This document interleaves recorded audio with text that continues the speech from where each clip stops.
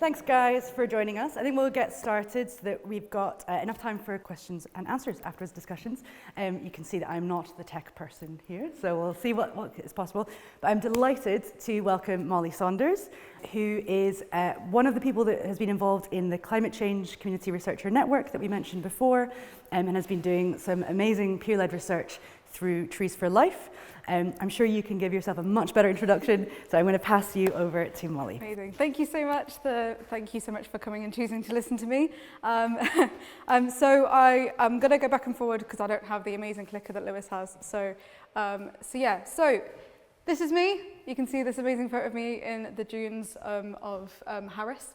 But yeah, so I kind of just wanted to kind of briefly just introduce myself first, because I feel like if you guys get to know me, you can then see the journey that I've taken. So I'm Molly, hi. My entire background is actually psychology. So I've done a kind of undergraduate and a master's looking at kind of neurodiversity and developmental studies, as well as kind of clinical practice and things like that.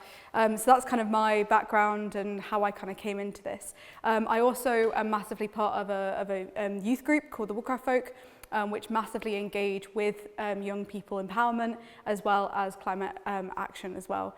So I kind of just wanted to talk through my actual perspective on mental health, climate change and young people.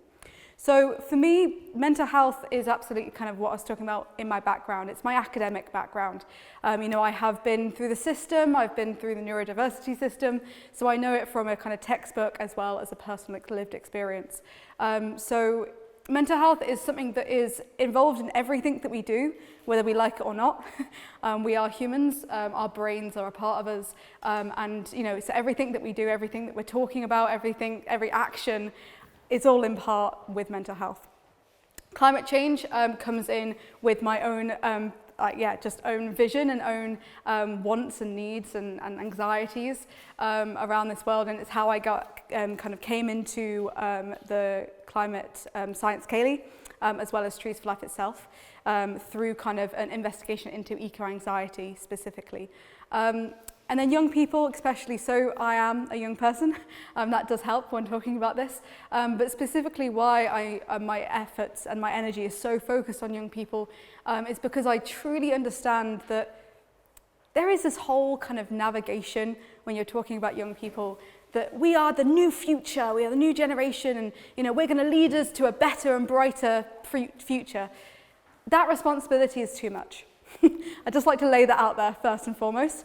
I absolutely believe that to empower young people to make a difference, we first cannot give them that responsibility in its entirety. We have to allocate the responsibilities where they are actually needed.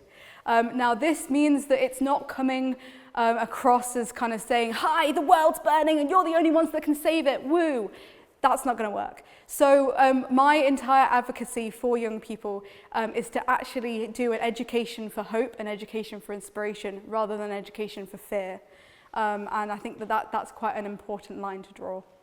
Amazing. So the journey of Afric Highlands Changemakers. So this is the project that I kind of came into existence through my work with Lauren and with Science Kaylee. So my prior research and kind of the inspiration for this project came through an actual project that I ran looking at mental health and the use of photography as a new channel to actually talk to young people about mental health. So we took a primary school as well as a couple of CAMHS individuals, so that's people part of the Children's Mental Health Service, which I worked one-on-one with. And we basically allowed them to take photos of whatever they wanted to in nature. So we went out into the kind of the island in Inverness. We went to the school playground, anywhere that had nature, and they could take photos of anything that interests them. They then had to choose one of those photos and gave a kind of tagline to it that spoke about why they had chosen that photo. And some taglines were, speaking about how trees are the wisdom of us and, we need to learn more from trees. And some of them was, I was hungry when I took this photo. There's a whole massive diverse range. But this really inspired me to actually actively source young people's views and how we can kind of tailor their views and kind of make it accessible to get them involved with the conservation conversation. So I then started my work alongside Trees for Life, as well as Science Kaylee, as the kind of community researcher. So firstly, contacting local schools and youth groups. Now this took me 3 months and I got no replies, and I do not think of that as a complete failure, because I now fully understand, reflecting back on it, that I was coming as someone that they knew nothing about. You know, I was coming along saying, hi, I'm going to change your world, whatever. And of course, that's not how community engagement work. You do need to have these kind of connections, these introductions, because a lot of ruralness is about community and it's about trust. And I think, you know, I just hadn't gained trust yet. So after that kind of dilemma, we then looked into actually figuring out our age range. So one of the things that I was successful on is getting into a program by the amazing Shealing Project. I don't know if you know the Shealing Project, that's kind of just above Cannock, but it is an incredible project, a really, really immersive experience. And out there, I actually created this silk flag, which you see on the left, on my left, that you can go and have a look at as well. And this is literally, I kind of led a workshop around how we can improve rural community. And I just allowed people to draw and think and write, and then we painted the entire background. And so this is kind of the start of my journey.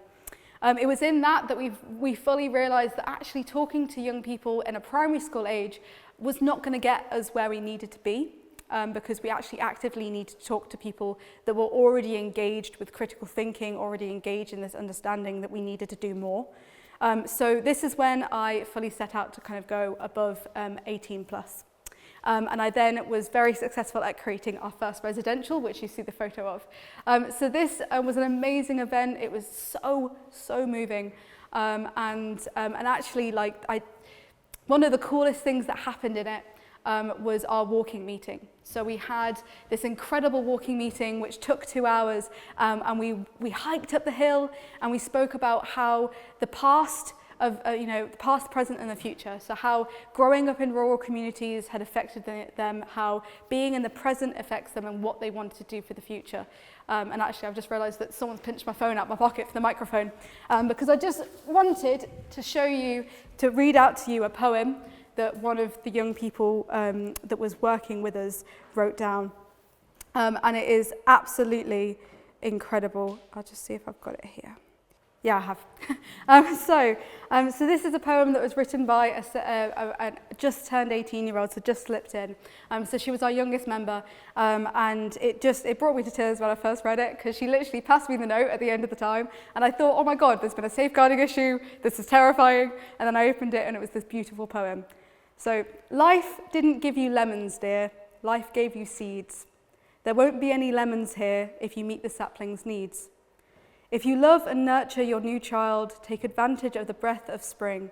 Water it well, keep conditions mild, and your seeds could grow into anything, the change makers. And I think that summed up the whole weekend. It still makes me emotional. But I think that emotion and that absolute dedication from the young people made the next step in our process even more devastating, because it was that the reality of our situation actually hit us.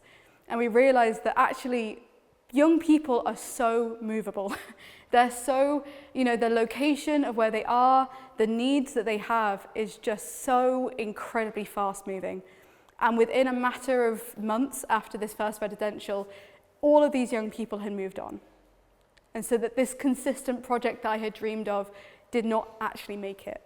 And I think this is when we started exploring other channels, because we were kind of reflected on this. So firstly, we have our amazing Scottish Rural and Islands Youth Parliament that took us to the actual Scottish Parliament as well. We were able to navigate that, which is incredible. And one of the funniest things that happened, I think, as a story from this, is that we kind of walked into Parliament with these 30 young people strong, and all of these cabinet ministers were sitting there going, oh, these young people, yes, we're going to win them over, we're going to, triumph. And we came in and we said, right, okay, what we want is this, this, this, this, and this. And again, it reflected on me how little actually, the leaders of our society do not reflect on how much young people know. The other thing that we did was then going back to local high schools, because again, we then had this, the barrier that was in place was the actual catchment area of our project that I'm working on. but I've realised we've got a little time, so I'm going to run through this. So, reflections. So elements like mental health, climate change and young people are often just the smaller branches of a bigger project. And I think this is one of the most kind of devastating parts of my work, is that often we just are parts of a bigger project. And like my project at the moment, it's not a bad thing. You know, having projects having this wider cause does give us a consistent theme and a kind of project drive. And also it helps with funding as well. But the issue is that this means that the way that young people navigate and the way that mental health and climate change work, it's so fast moving. And if a project is kind of mainly focused on something else, it cannot cater for these other kind of alternative things. So a thought for the audience. How do we create a long-term project which has secure funding, consistent themes and activities, but is also led by mental health awareness, helping our environment, and specifically the changing location and timescale needs of young people? Because I think this is the biggest thing that I've learned throughout my whole entire 2 years of doing this, is that actually just one person doing a part-time job and also having to do the whole entire community engagement for my entire project is not enough. It's not enough. You need to have a dedicated team that's looking specifically at this, because so much stuff is just so fast moving. Like the residential, 2 months later, no one left. You need to always be there. You need to always be available and always be consistent for these people. So thank you.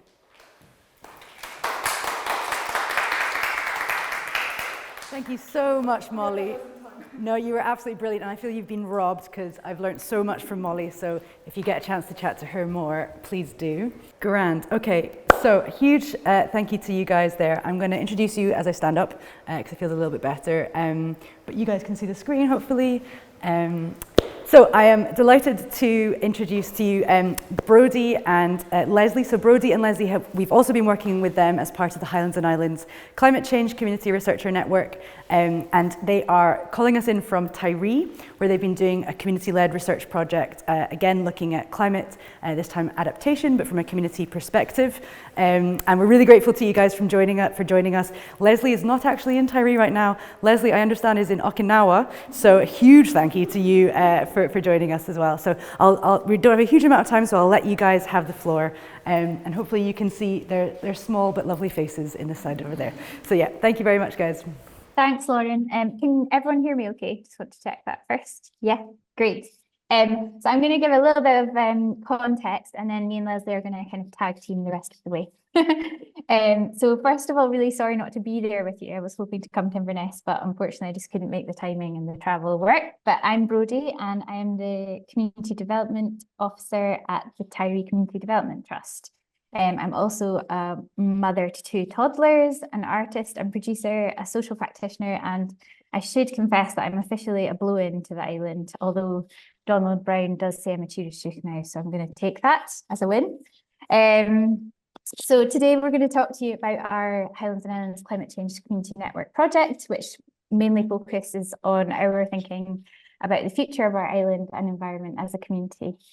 And I have to say, this was thrown together at about 9 p.m. last night after I got the kids in bed and my dishwasher was loaded, so apologies in advance. So yeah, as I said, I'm based on the Isle of Tiree. We are the most westerly island within our Hebrides. We've got a population of about 695 people full-time, and then about 25,000 visitors every year as well. And Tiree is an incredible place that's full of history and traditions and stories and music and nature, and it's been home to communities stretching back through the millennia. A friend and writer, Rhoda Meek, describes Tiree really well in a blog post that I read of hers recently, which is that you hear a lot of stats about wind and sun and how Tiree is the windiest and sunniest place in the UK, which is apt today, I would say. Lots gets written about beaches and surfing and lapwing and otters and spotted orchids. But there's a lot that you are less likely to hear about, which is that the working population of Tiree, not forgetting the many, many volunteers, run a 2 to 18 school, a GP surgery, a dental surgery, a fire service, Coast Guard, ambulance, airport and pier, fishing harbour and moorings, garages, bank, post offices, co-op, community development trust, community broadband, a community-owned wind turbine, a music festival, a community fuel station, 4 new business units, and a community garden will also soon be added to that list. And that's before we get into the dozens of small businesses and community groups there are, the many incredible musicians, and the thousands of lambs and hundreds of calves that are raised here every year. So that gives you a bit of a picture of Tiree. So I was thinking back to kind of what the project was about, because I actually took over this project after I came back from maternity leave, so I never wrote the initial proposal. But the idea was to build momentum towards taking adaptation action for climate change in Tiree, and to build a community-informed evidence base demonstrating how Tiree's landscape and community would be impacted by climate change and what we might do about it. I was reading the thing on the website, and it said, I think the last sentence is, what adaptation solutions will be acceptable to Tiree's community, which I thought was kind of an interesting sentence, because it feels very much not what we've done. It's come very much from the ground up, I would say. So I think we might have to change that. But yeah, so we've been really lucky to be able to work in partnership with Leslie Mabin, who is lecturer in environmental systems in the School of Engineering and Innovation at Open University, and he joins us here today from Japan. We're really lucky, especially because Leslie's over the water in Oban. So he's just a ferry journey away, which means we can hopefully keep working with him, which is really exciting. So thinking back to what we did, Leslie did a bit of background research from the existing scientific evidence base, and I helped fill in some of the gaps around the social history, changes in weather and practice, community response, Gaelic language, and how people in Tiree used to be able to predict the weather through the birds and the animals, the sky colour, and the direction of the sound of the sea breaking on the beach. Apparently, a true sign of bad weather is seabirds coming ashore. So we started by kind of outlining some of the main areas we needed to consider. And from here, the project's grown quite naturally. It's been a really nice thing to work on, to have that space to let it just develop in its own way. So the kind of main areas that we identified that we needed to kind of speak to were the crofting community, the fishing community, and then just thinking about wider environmental change. I think in recent memory, we had the Scottish Government's proposed HPMA legislation, and Tiree's response to that was very much, if the Tiree fleet can't work the local waters, there will be no fishing boats, there will be no fishermen, there will be no fishing families, and it'll be the end of our community. So with that kind of in recent memory, I was really, really aware of how we had to have a very soft approach and make sure that we were starting on the ground with people rather than coming top in with knowledge. So yeah, I was also keenly aware of the narrative around farming and climate change. And early on, we decided that we wanted to start with celebrating the positives that the traditional practices and way of life here are already doing to benefit the climate, so as not to make anyone feel like they were being accused or blamed. These lands are not just plots of soil, but they're a way of life, and they're really deeply intertwined with the local community and the environment. And it's not just about farming. Crofting is a really holistic approach to rural living. Our crofters and our fishermen are the custodians of the land and sea, and they're also our community leaders. They represent a way of life that's been passed down through generations and through language, and they shape the very fabric of our island. So in more ways than most places, Tiree's biodiversity is actually critically linked to the retention of keeping these positive practices going. And it's the livestock and the people that make this possible. So we were really aware of the kind of setting that we were working in. So the project approach, I'd say one of the main approaches was just to listen to people, wasn't it, Leslie? You came out for some field trips at first, and we just started off by having some informal conversations with people, one-to-ones in groups. And we were really lucky to have Morven as part of our team at the Community Development Trust, and she's a crofter and she's a Gaelic speaker, and she was born and bred. So she managed to get some crofters over the threshold into the trust office and sat around a table to speak to Leslie, which was just amazing. So yeah, we were also really lucky. We kind of got a 2-for-1 with Leslie, because we got to work with Naoko, Leslie's wife, who is a curator based in Oban, but she's really interested in a lot of this work and has a really different kind of way into the work as well. So we were so lucky to be able to work with her. She came out and did some climate fresque workshops, both in the school and with the wider community, which was kind of a playful and interactive workshop. And we finished with a sort of community event, which we were just talking before we were live about how I thought about 10 people were going to come. And actually nearly 40 showed up, and it was a very sunny afternoon, and I panicked halfway through and had to go and buy more cake because I was worried there wasn't going to be enough cake. So that was our kind of like approach, and the community event was brilliant. We had a kind of workshop with Leslie, which he can tell you maybe a bit more about, and we finished with a film screening about a low-lying island in the Pacific, which was at risk of being basically swallowed up by the sea. So it was really nice to have that kind of whole day to kind of just talk about it. Leslie, do you want to come in with anything so far that I've mentioned? Yeah, thanks very much, Brodie. That's a great characterisation. I think from the researcher side, it was a terrific project to work on for me as well. I think there's two things that I was very aware of from the outset, and the first of these is, I think, around research fatigue and consultation and engagement fatigue. And I think all of the islands in the west of Scotland and a lot of the rural communities as well are places that have had a lot of research done about them, but not so much research that is by and for these communities. And so I think one thing that I was very kind of acutely aware of from the start was, like Brodie said, was a lot of it was actually about just listening to people and also thinking, well, what matters, what is important, and how can we take this research forward, and how can I maybe use some of my experiences in understanding adaptation to climate change to develop a programme of work, and also potentially propose some actions that are responsive to what people on the islands need. And I think what I learned a lot is that clearly climate change impacts are a big part of it. Rising sea levels, erosion, and impacts on dunes and ecosystems are a big part of it. But also there's a whole lot of other issues around housing, transportation, things like this, which strongly influence the resilience or otherwise of our community. So actually just listening and understanding that was really insightful for me. I think the other thing that's always very challenging as well when you start a project is that you want to leave things open. I think I always want to, as I say, I always like to listen to people. I always like to think, okay, how can we develop this in a way that's actually going to be useful to the people who are giving their time to listen to me.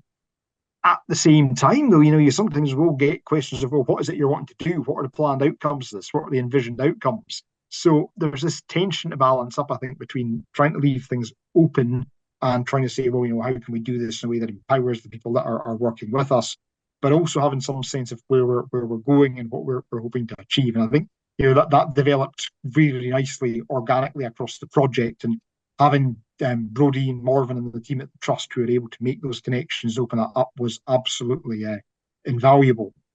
Because I think, as I say, from a research perspective, those are probably the two biggest things that I took out of it. Thanks, Leslie. This is just like a 40-second video. I don't know if it's going to play, but this is just from our re-event that we did. See if that works.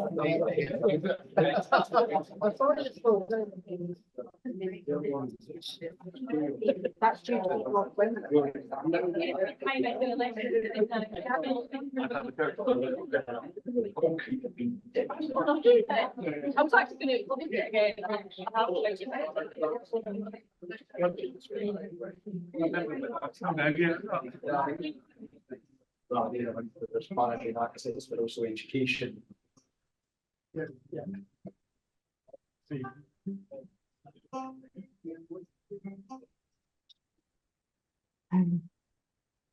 And here's some photos from the event as well. And I was just thinking about reflections of the idea of the community-led research processes. And I think for me, one of the main learnings was really to just trust the process and the people, and not have any fixed ideas on what the outcome might have been, which I kind of had to do because I came into the project not really knowing what it was about, coming back off maternity leave, just thrown into it. But it meant that it's really developed really organically. And I think the thing we knew we needed to consider the well-being of our community first and foremost. That was really like, I was aware of that being the context. So it was almost like the climate change was secondary to begin with. And then it's really worked, I think. The project's turned into one that's quite supportive and encouraging. And it's led to some really interesting actions that we would never have got to as a community development trust without having worked with Leslie and worked in this way. Yeah, my main takeaway was that communities actually already know what they need. It's just about creating space and conversation, creating space for conversation and listening, really.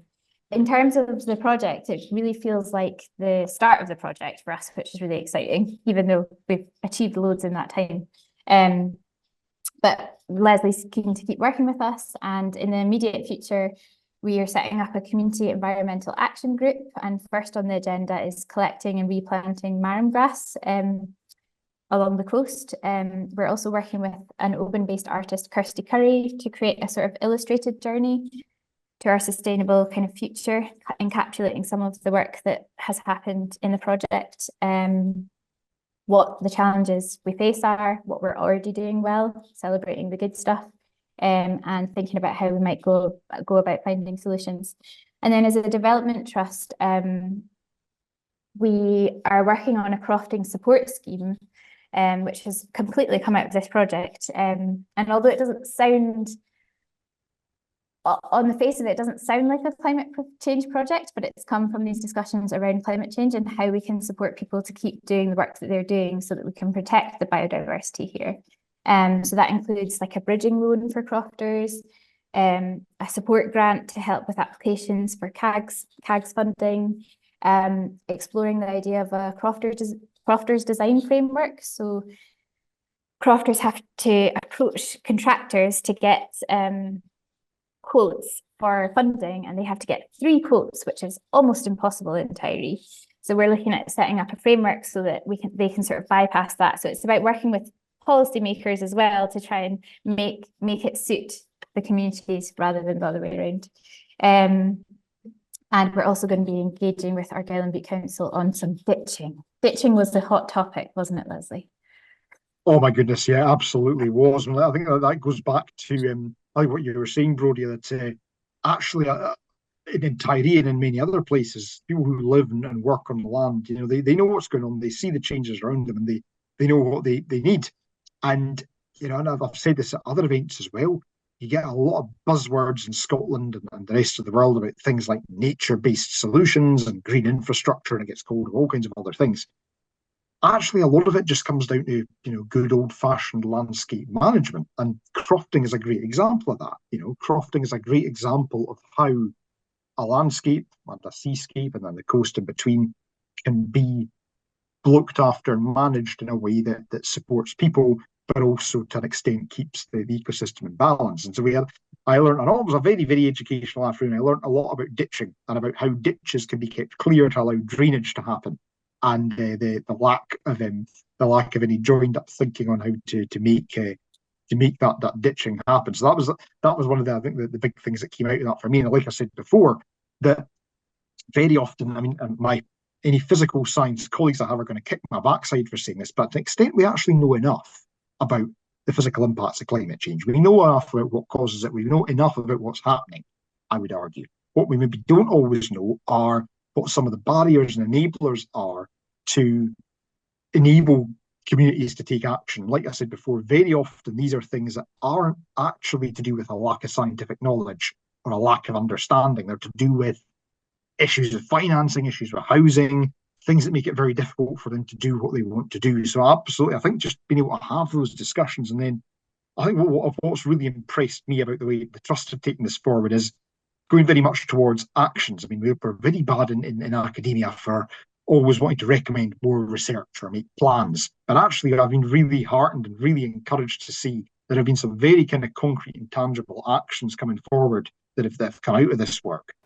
That's fantastic. I'm so sorry to cut you guys off, but we do have another session we're needing to start.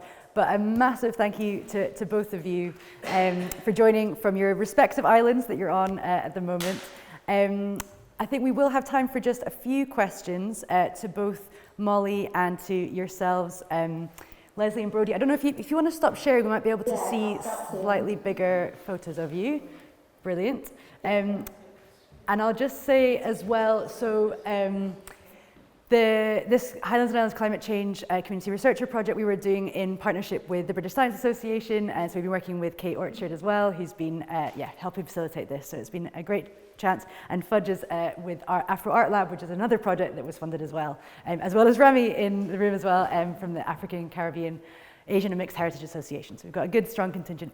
So I think we're going to run over slightly just to give a chance for questions to either yourselves, Molly, and you guys here. I don't know if there's any questions. Kate.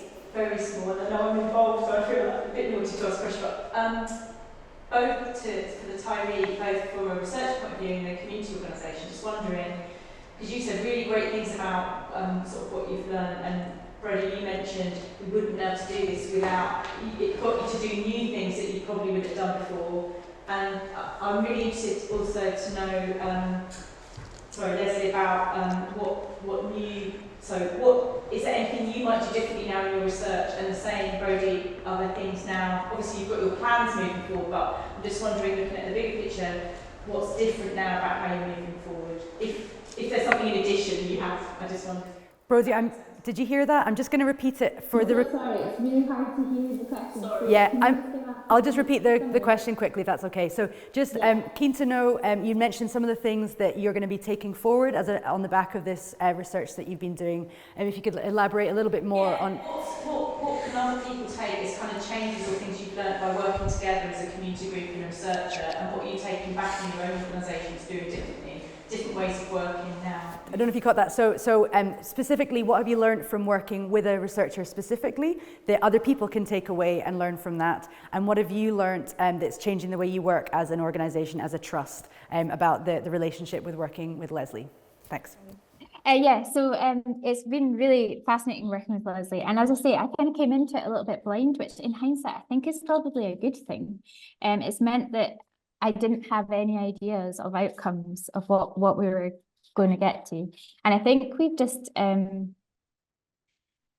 don't know, I think we've just approached this in the way that you do things in Tyree. Like, you just came over, we just went and chatted to people. We went outside and spoke to people on the beach. We went and spoke to people outside the coffee shop.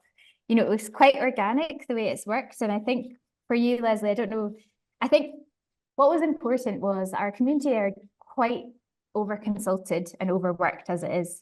And so to be able to do it, to gain trust through the work of Leslie, like even when we started this, one of the board directors said, oh, somebody came here a few years ago and already did this. And they showed us a PowerPoint. And I was like, well, I've never seen that. And the community have probably never seen that. So it was like making sure that we weren't doing that again, that we weren't just like getting the scientific evidence and research from Leslie, and then having a report that was going to sit in our share, you know, in our files in the development trust. But it was much more conversation led and community led, actually, and finding out. And Leslie, you were so brilliant in your approach, which was mainly that you weren't coming and presenting your findings necessarily to begin with. You were coming and talking to people first. You were that was very much the way around we did it, and I think that's worked really well in terms of the partnership and the community, from my point of view and from the trust point of view. And it has meant that we've been able to kind of go on to develop kind of actual actions that are going to make a difference. They're going to help people do the ditching rather than having a report about doing ditching. I'm just going to give, so sorry, we've got the next group waiting to come in. So that was wonderful, and I wish we could speak to you a bit longer as well.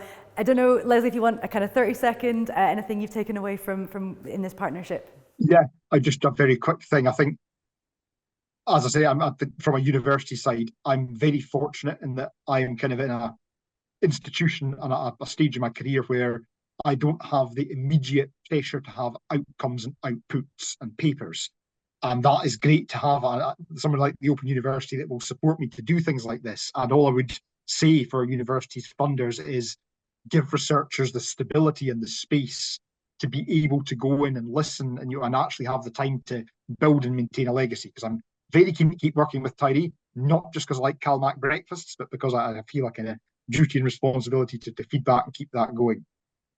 And just off the back of that, for 1 second, is that the project with Science Kaylee, the way they've set it up and the support network is also working in that way. Absolutely. It's allowing people the time and the space without outcomes to just do the work and find out stuff, which is what's been so amazing.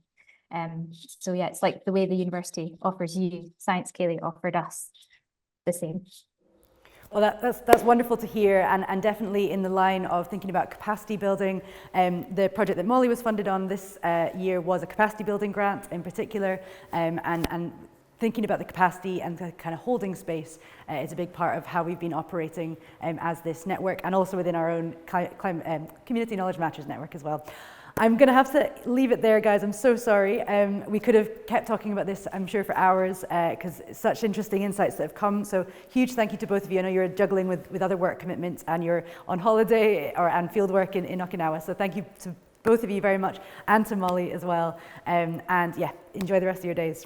Thanks, guys.